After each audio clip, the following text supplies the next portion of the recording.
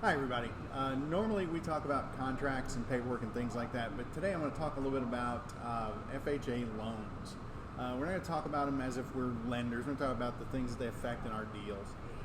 FHA has a guidance, and we're going to sign a thing called an amendatory clause as buyers and buyers agents and sellers agents that tell us that the buyer cannot lose their earnest money due to a low appraisal.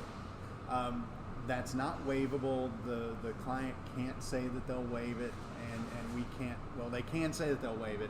We can't really enforce that. We would not be able to, as a listing agent, keep their earnest money deposit if they cancel because of a low appraisal, even if they had waived the appraisal contingency. So keep that in mind. The FHA does this to protect the buyer. There's nothing about protecting the seller in this. This is all about protecting the buyer. The loan officer should, after you get the offer accepted, when they get it to the first set of the first desktop underwriting, they should be able to give you the amendatory clause to have everyone sign. It doesn't technically matter if the seller doesn't sign it. It still applies. Because it's in the contract that if it goes against federal law, and this is an FHA guideline, FHA guidelines have force of law for us. So just keep that in mind as well. Even if your seller says, well, I don't agree to this, then they shouldn't have accepted the offer. And we as agents should be able to tell them that long before they accept it, okay? If there's an FHA buyer and the seller believes they have cause to keep the earnest money deposit, there are things that'll do it. Any other breach of the contract will make that earnest money deposit forfeitable. Say they cancel after a timeline. Say they get the Benzer in late and they decide that they just can't afford to live there because they've spent too much money, or they would spend too much money fixing it, so they're going to have to cancel. You'd have it there.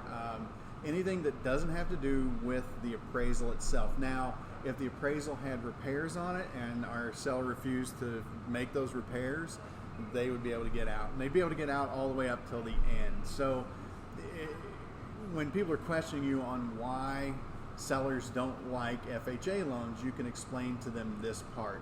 And most people who are doing FHA loans do it for a reason, and it's not always that they don't have money. So if your FHA buyer has the money to come out of pocket and raise the cash at close, then certainly offer to do that. Just know from the seller's side that you can't really enforce that on in any case.